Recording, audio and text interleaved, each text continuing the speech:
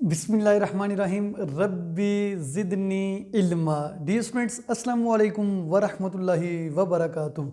Welcome again to simple and smart English with Mazhar. Today it's very important lecture that is about prepositions. Prepositions के बारे में आज बहुत ही अहम लेक्चर देने जा रहा हूँ। इससे पहले आपने पार्ट 1, पार्ट 2 और पार्ट 3 में बहुत कुछ सीख चुके हैं और इस पार्ट में भी बहुत अहम चीज़ें हम सीखने जा रहे हैं। इसमें हमारे पास है ओवर, हमारे पास है अबव, हमारे पास है up and down, right. These are the prepositions which you are gonna learn in this lecture. अगर आप समझना चाहते हैं तो इस लेक्चर को शुरू से लेकर आखिर तक क्लास में देखना होगा। अब देखते हैं डियर स्टूडेंट्स कि आप कितना फोकस होकर इस लेक्चर को सुनते हैं। आइए स्टार्ट करते हैं। ओवर सबसे पहली प्रपोजिशन जिसको हम डिस्कस करने जा रहे हैं। कब हम यूज़ करते हैं? सिचुएशन आपके सामने लिखी हुई है। From one side to the other, having a height in between. Clear? मतलब क्या हुआ? कोई भी एक चीज़ है, राइट, सरफेस सेम है। सरफेस क्या है? सेम है। अब यहाँ पे थोड़े से कंफ्यूज होंगे आप लोग ऑन टू के हिसाब से, लेकिन क्लियर कर दूंगा आपको, ठीक है। सरफेस क्या है? सेम है। आप ऑन की बजाय क्या यूज़ करेंगे? ओवर यूज़ करेंगे। ऑन का एक अपना मतलब यूजेज था और ओवर का एक अपना यूजेज है। कॉन्सेप्ट समझना है, ऑन का वो कॉन्सेप्ट समझना है, उसी कॉन्सेप्ट के अकॉर्डिंगली आपने यूज़ करना है और ओवर को इस कॉन्सेप्ट के मुताबिक समझना है। अब देखते हैं डियर स्टूडेंट्स, जो कहा गया है from one side to the other having height in between, वहाँ पे हाइट का जिक्र नहीं था। वहाँ पे क्या था? जंप किया, हाइट कितनी थी कितनी नहीं थी, बस इधर से जंप किया इधर चले गए, इधर से जंप किया इधर चले गए। वहाँ पे हाइट का जिक्र नहीं था। यहाँ पे किसका जिक्र आ रहा है? हाइट का। और हाइट भी इतनी हाइट हो कि वाकई ही पता चले कि आपने जंप लगाया हुआ है, राइट। अब देखिए डियर स्टूडेंट्स, यहाँ पे एक एग्जांपल है, the child jumped the fence. Fence यूँ समझें जंगला, ठीक है। अब एक जंगला है, फर्ज करें एक यहाँ पे बच्चा है, तो वो इस साइड से इस साइड पे जाना चाह रहा है, तो डेफिनेटली वो क्या करेगा? जंप लगाएगा और फिर दूसरी साइड पे चला जाएगा। सरफेस चेंज नहीं होगा, लेकिन क्या चीज़ चेंज होगी? चीज़ क्या चेंज होगी? एक बंदा यहाँ पे था, जंप लगा के दूसरी तरफ चला गया। तो ये देखिए यहाँ पे ये हमने चीज़ लिखी है, from one side to the other having a height in between. अब ये जब यहाँ से जंप लगाएगा तो ये क्या है? बेसिकली हाइट है। उसको पता है कि मैंने इतनी हाइट तक जंप लगाना है, फिर दूसरी तरफ चला जाऊँगा। क्लियर? इसी तरह आपका जो विजन होता है, ये भी इसी चीज़ की मिसाल है कि आप जब किसी ऐसी जगह देखते हो, एक साइड से दूसरी तरफ, फर्ज करें आप जंगले पे खड़े हो, एक दीवार के साथ खड़े हो, एक दीवार की साइड पे खड़े हो और उस दीवार से आप दूसरी तरफ क्या कर रहे हो? देख रहे हो। तो वहाँ पे भी डिस्टेंस है, फासला है, लेकिन किस चीज़ का? विजन का, एक साइड से दूसरी साइड का। अब यहाँ पे देखें, the child jumped the fence, तो क्या आ जाएगा? Over the fence. क्या आ जाएगा? Over the fence. आपने यहाँ पे कंफ्यूज नहीं होगा कि ऑन टू आएगा, वो बता ऑन आएगा, वो बताता हूँ मैं आपको, ठीक है। The child jumped over the fence, क्योंकि ऑन में क्या था कि एक ही चीज़ के ऊपर क्या करना? जंप लगाना। वहाँ पे हाइट का तज़किरा नहीं था। यहाँ पे क्या है? चीज़ सरफेस एक है, लेकिन एक साइड से दूसरी साइड की तरफ जाना। इनके फ़र्ज के बेड है, बेड से आप जंप लगा के नीचे, फ्लोर से आप जंप लगाते हैं, बेड की दूसरी तरफ चले जाते हैं, ठीक है। इनकी एक जगह से दूसरी जगह जंप लगा कर जाना, इनकी जिसके दरमियान में हाइट हो, राइट। उसके बाद डियर स्टूडेंट्स यहाँ पे देखें, the bridge goes the river. अब ब्रिज आपके सामने एक बेहतरीन एग्जाम्पल है कि अब ब्रिज है, ब्रिज किसके ऊपर बनाया जाता है? रिवर के ऊपर। अब ये रिवर जा रहा है, बह रहा है पानी, तो उसके ऊपर क्या बना हुआ है? ब्रिज बना हुआ है, एक साइड से दूसरी साइड। तो इसको क्या कहेंगे हम? ओवर, ठीक है। The bridge goes over the river.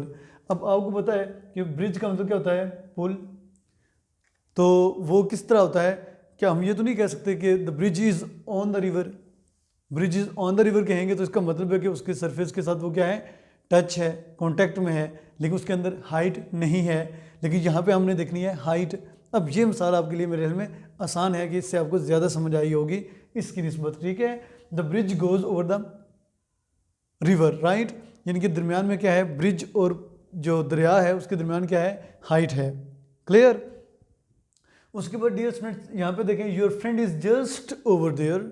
Your friend is just over there, over there, your friend is just over there, right. अब देखिए यहाँ पे डियर स्टूडेंट्स जो चीज़ आपने समझनी है वो क्या है कि यहाँ पे किस चीज़ का विजन है, डिस्टेंस का विजन है कि आपका फ्रेंड यहाँ से वो वहाँ पे है। तो अब ये नहीं कहेंगे, ये कहेंगे बल्कि आप your friend is just over there, your friend is just over there. आप किस चीज़ का विजन है, किस चीज़ की का डिस्टेंस है, विजन का डिस्टेंस है। आप यहाँ से यहाँ वहाँ देख रहे हो, राइट। तो ये चीज़ भी आपने समझी होगी। ये रेयर केसेस में ये यूज़ होता है लेकिन यूज़ होता लाजमी है, ठीक है। अभी एक और चीज़ मैं आपको बताना चाहूँ कि जो आपको कंफ्यूज कर सकती है ऑन के हिसाब से, ऑन टू के हिसाब से और ओवर के हिसाब से। ऑन और ऑन टू का कॉन्सेप्ट अगर आपको समझ में है तो ओवर का कॉन्सेप्ट आपको बिल्कुल आसान लगेगा। देखिए डियर, अब ये क्या है, सरफेस है। अब एक बच्चा है, उसने यहाँ से क्या किया, जंप लगाया और यहाँ पे आ गया। तो हमने ये भी चीज़ पढ़ी थी ऑन टू के यूजेज में कि जब आपका सरफेस क्या होता है, चेंज हो जाता है। यानी कि आप बेड से जंप लगाकर कहाँ पे आ जाते हो, फर्श पर आ जाते हो, ठीक है, फ्लोर पर आ जाते हो। जब बेड से जंप लगाया तो एक बेड एक सरफेस था, फ्लोर एक दूसरा सरफेस है, एक सरफेस से दूसरे सरफेस पे आ गए।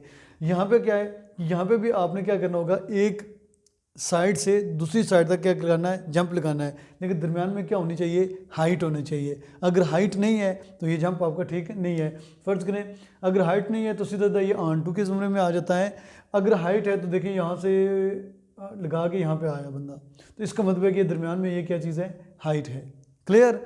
और ये देखें आप, अगर आपको ये चीज़ थोड़ी सी कंफ्यूज करे कि सरफेस की क्या बात हो रही है, तो सरफेस में आपको सिंपल सी याद रखना है कि ये सरफेस है, इस जगह से बंदे ने जंप लगाया और इस साइड पे आ गया। यानी कि एक साइड से दूसरी साइड पे जाना, लेकिन दरमियान में क्या हो, हाइट हो। Clear, that's all right. अभी डियर में लेके चल रहा हूँ आपको किस तरफ, अबव की तरफ। अब अबव ओवर भी है, अबव भी है, किसको कहाँ यूज़ करना है, किस तरह यूज़ करना है डियर, ये बहुत ही आसान सा है। अब देखिए यहाँ पे मैंने लिख दिया डिस्टेंस। ये क्या है, आपका डिस्टेंस है, राइट। और ये आपका क्या है, लेवल।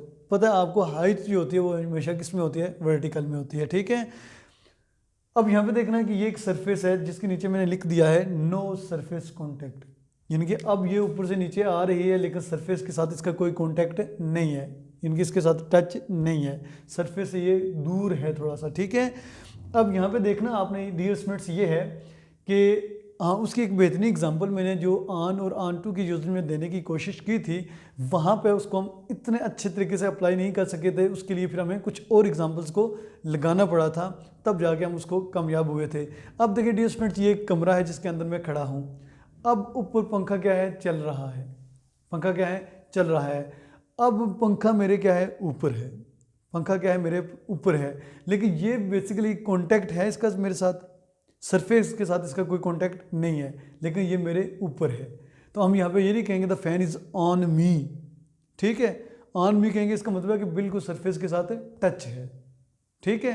तो जब सरफेस के साथ टच नहीं है तो इट मीन्स कि वो आपके अबव है, आपके क्या है, अबव है। अब देखिए डियर, यहाँ पे नो सरफेस कॉन्टैक्ट, ठीक है जी। इसकी एक बेहतरीन मिसाल ये भी है, the fan is turning above your head. पंखा जो है वो चल रहा है, कहाँ पर चल रहा है, आपके सर के बिल्कुल ऊपर चल रहा है, राइट। दूसरी इसकी मिसाल डियर स्टूडेंट्स ये है कि मैंने एक टेबल बनाया यहाँ पे, ये एक टेबल आपके सामने पड़ा हुआ है, राइट। इस पर कुछ भी नहीं पड़ा हुआ। ये ना सोचना कि शायद इसके ऊपर खाना होगा, हम जाके सीधा सीधा खाना शुरू कर देंगे, नहीं डियर, यहाँ पे कुछ नहीं पड़ा हुआ और आपको यहाँ से मिलने वाला भी कुछ नहीं है सिवाय अबव को समझने के। अबव समझ आ गई तो आपको कई सारी और प्रपोजिशंस का भी कॉन्सेप्ट क्लियर हो जाएगा। अभी डियर देखें, ये एक टेबल है और ये टेबल कहाँ पर है, एक कमरे के अंदर है। ये समझें क्या है, ये एक टेबल है, ये वाला आपको नज़र आ रहा होगा। ये ऊपर जो है क्या है, एक कमरा है। अब कमरे में क्या है, टेबल है। अब ये देखें, ये आपकी एंट्रेंस है, ये समझें आपका क्या था, गेट है। अब यहाँ पे पहुँच के अब टेबल आपको नज़र आ रहा है, कमरे के अंदर पड़ा हुआ है, ठीक है। और उस कमरे के ऊपर एक लाइट लगी हुई है, तो वो लाइट क्या है, लटक रही है, ठीक है। अब वो लाइट क्या दे रही है, रोशनी दे रही है। तो जो अब उसको कहेंगे कि बल्ब जो है वो कहाँ पर है, बल्ब कहाँ पे लाइट दे रहा है, तो आप देखेंगे the bulb is glowing the table. On the table कहेंगे हम, अगर ऑन द टेबल कहेंगे तो बल्ब जो है वो यहाँ पे होना चाहिए था, टेबल पर होना चाहिए था, लेकिन टेबल पर वो नहीं है। क्या है टेबल है लेकिन टेबल के ऊपर है, लेकिन सरफेस के साथ कोई कांटेक्ट नहीं है, ठीक है। जब सरफेस के साथ कांटेक्ट नहीं है तो क्या हो जाएगा, the bulb is glowing over the table. Over the table कहेंगे नो, क्यों, ये एक साइड से दूसरी साइड पे नहीं जा रहा। हम क्या करेंगे, यहाँ पे लिखेंगे अबव द टेबल। क्या कहेंगे, अबव द टेबल, यानी टेबल के ऊपर से। अब देखना ये आपने टेबल के ऊपर, इसमें ये नहीं कहा गया कि एक साइड से दूसरी साइड, एक साइड से दूसरी साइड और दरमियान में हाइट होने के लिए हम यूज़ करेंगे ओवर। अबव क्या है कि आप एक कमरे में हैं और कमरे के ऊपर बल्ब है, पंखा है, वट एवर सो एवर जो भी है, उसका है आपके ऊपर है, लेकिन उसका आपके साथ कांटेक्ट नहीं है, सरफेस आपके साथ टच नहीं है। तो इससे मुराद क्या होगा, हम यहाँ पे क्या लगाएंगे, अबव लगाएंगे। क्लियर हो गया डियर स्टूडेंट्स। और उसके बाद डियर मैं आपको मूव कर रहा हूँ किस तरफ, बहुत ही अहम चीज़ की तरफ मूव कर रहा हूँ, लेकिन ये आपको एक पहले लेक्चर में भी बताया था, लेकिन उसमें डिटेल्स के साथ हमने इसको डिस्कस नहीं किया था। अभी डियर स्टूडेंट्स हमारे पास है up and down. Up and down, up का मतलब क्या होता है, ऊपर, फिर ऊपर, इधर से पढ़ते आ रहे हैं ऊपर, अबव ऊपर, अप ऊपर, हाँ डाउन भी आ गया है नीचे, राइट। अब अप एंड अबव देखें आप तो ये डायरेक्शंस को शो करते हैं, मतलब आप ऊपर जा रहे हैं, आप नीचे आ रहे हैं, राइट। अब देखिए डियर स्टूडेंट्स, यहाँ पे मैंने लिखा स्टैंड और यहाँ पे मैंने लिखा सिट। ये डायरेक्शंस के लिए अगर मैं आपको बताऊँ कि कितनी दफ़ा क्लासेस के अंदर जो लाइव क्लासेस आपकी होती हैं, जो ऑफलाइन टीचिंग्स के अंदर भी होती हैं, तो उसमें अक्सर कहा जाता है सिट डाउन।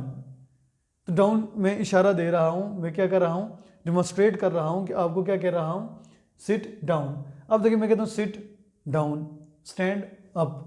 अब ये जो मेरा इशारा है इससे भी आपको समझ आ रही होगी कि अप हमने कहाँ लगाना है और डाउन हमने कहाँ लगाना है। तो यहाँ पे क्या हो जाएगा बेसिकली, फिर स्टैंड के साथ क्या आ जाएगा, अप आ जाएगा, और सिट के साथ क्या आ जाएगा, डाउन आ जाएगा। क्लियर हो गया, राइट। तो ये चीज़ क्लियर होना आपके लिए बहुत ज़रूरी थी। स्टैंड अप हो गया, सिट डाउन हो गया, क्लियर, दैट्स ऑल राइट। उसके बाद डियर एक और एग्जांपल मैंने दी थी, वहाँ पे मैंने सीढ़ियाँ बना दी थी। अब यहाँ से चढ़ के ऊपर जा रहे हो और यहाँ से आप नीचे जा रहे हो, हालांकि ये होना तो इस तरह चाहिए था, लेकिन समझाने के लिए काफ़ी है आपके लिए कि ही is going up the stairs. अब ये चीज़ जो है ना बहुत इंपॉर्टेंट है, जो आपने हर सूरत में समझनी है। अप द स्टेयर्स, अक्सर ये सवाल पूछा गया है, कई सारे स्टूडेंट्स की तरफ से भी, कई सारे दोस्तों ने भी इस चीज़ को पूछा है। अप द स्टेयर्स जब आप कहते हो तो वहाँ पर प्रपोजिशन लगी होती है, तो एक अप स्टेयर्स से क्या मुराद है, तो वो अप द स्टेयर्स और अप स्टेयर्स को एक ही चीज़ समझ रहे होते हैं। नहीं डियर, मैं आपको बताता हूँ कि अप द स्टेयर्स और डाउन द स्टेयर्स ये क्या चीज़ है, और अप स्टेयर्स और डाउन स्टेयर्स क्या चीज़ है। अभी बताता हूँ आपको। ये मैंने लिखा, फर्ज करें अप द स्टेयर, ये क्या लिखा मैंने, अप द स्टेयर। ये बेसिकली किस चीज़ को बता रहा है, डायरेक्शन को बता रहा है। किस चीज़ को बता रहा है, डायरेक्शन को, क्योंकि he is going up the stair, वो चढ़कर कहाँ जा रहा है, वो सीढ़ियाँ चढ़कर ऊपर जा रहा है, और यहाँ पे क्या होगा, वो सीढ़ियाँ उतर कर नीचे आ रहा है, राइट। अब देखें यहाँ पे सीढ़ियों के नीचे आ रहा है और यहाँ पे सीढ़ियों के ऊपर जा रहा है। अब देखें अप द स्टेयर, ये देखें अप द स्टेयर, जब हम देखते हैं एक सेंटेंस है उसमें ये अप द स्टेयर आ गया। अप द स्टेयर किस चीज़ को शो करता है, डायरेक्शन को। डायरेक्शन से मुराद क्या है कि वो सीढ़ियों के ऊपर जा रही है, एडवर्ब ऑफ प्लेस में आ जाता है, ठीक है। तो अब हम इसमें से देखेंगे, हमने कहा था कि कोई ऐसा एडवर्ब, क्या ऐसा एडवर्ब जिसके साथ क्या लगी हो, प्रीपोजिशन लगी हो, उसको हम क्या कहते हैं, एडवर्ब पार्टिकल्स कहते हैं। क्या कहते हैं, ये बेसिकली क्या हो जाएगा, एडवर्ब पार्टिकल। एडवर्ब पार्टिकल यानी कि ऐसा एडवर्ब जिसके साथ प्रपोजिशन लगी हो, तो उसको हम क्या कहते हैं, एडवर्ब पार्टिकल कहते हैं। इसी तरह अप स्टेयर्स और डाउन स्टेयर्स, ये बेसिकली क्या है, एडवर्ब पार्टिकल्स नहीं है, ये एडवर्ब खुद हैं। ये भी एडवर्ब हैं और ये भी क्या है, एडवर्ब है। This is what which you have to keep in your mind. ये अलग से देखें, अप स्टेयर्स एक पूरा लफ्ज़ है, डाउन स्टेयर्स एक पूरा लफ्ज़ है। इधर था हमें डायरेक्शन बताई जा रही थी कि वो ऊपर सीढ़ी चढ़ के ऊपर जा रहा है, वो सीढ़ियाँ उतर के नीचे आ रहा है, लेकिन यहाँ पे क्या है, अप स्टेयर्स और डाउन स्टेयर्स ये टोटल ही क्या है, डिफरेंट हैं। अप स्टेयर्स ऊपर, डाउन स्टेयर्स नीचे, सीढ़ियों के नीचे, सीढ़ियों के ऊपर। ये एडवर्ब है और एडवर्ब ऑफ प्लेस में आता है, और ये पूरा एडवर्ब है। अगर इनके साथ ये जो हमने अप द स्टेयर्स लगाया, फर्ज करें up the stair, down the stair, तो ये बेसिकली क्या है, अब जिसके साथ लग जाता है तो उसको हम किस खाते में लिखते हैं, एडवर्ब पार्टिकल्स में लिखते हैं। क्लियर?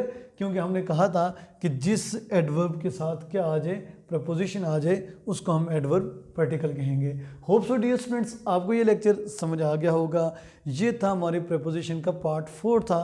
पार्ट 1 में आपको कॉन्सेप्ट बताया गया है। अगर अभी तक वो कॉन्सेप्ट आपने नहीं समझा या नहीं देखा, कि कई सारे स्टूडेंट्स ऐसे होते हैं जिन्होंने इंटरनेट के इश्यूज़ बताकर कि कहते हैं कि ये चीज़ हमने अभी देखी नहीं है, एक ही दफ़ा देखेंगे, तो लाजमी पहला लेक्चर देखिएगा। पहले लेक्चर को देख के दूसरे लेक्चर की समझ आएगी, और दूसरे लेक्चर को देख के तीसरे लेक्चर की समझ आएगी, और उसके बाद फिर आप इस लेक्चर को समझने में कामयाब हो जाएंगे। डियर स्टूडेंट्स, अभी तक अगर आपने मेरे चैनल को सब्सक्राइब नहीं किया तो करें सब्सक्राइब पहले, उसके बाद करें इसको लाइक करने के बाद इसको शेयर करें और इसको पूरी दुनिया में फैला दें। Now the timing of this session has ended. I think it's all right for now. It's also very nice to talk to you. Nice to present you. Have a nice discussion and have a nice session. Take care of yourself. Wish you the best of luck. May you live long. Okay. Bye bye and Allah Hafiz as well.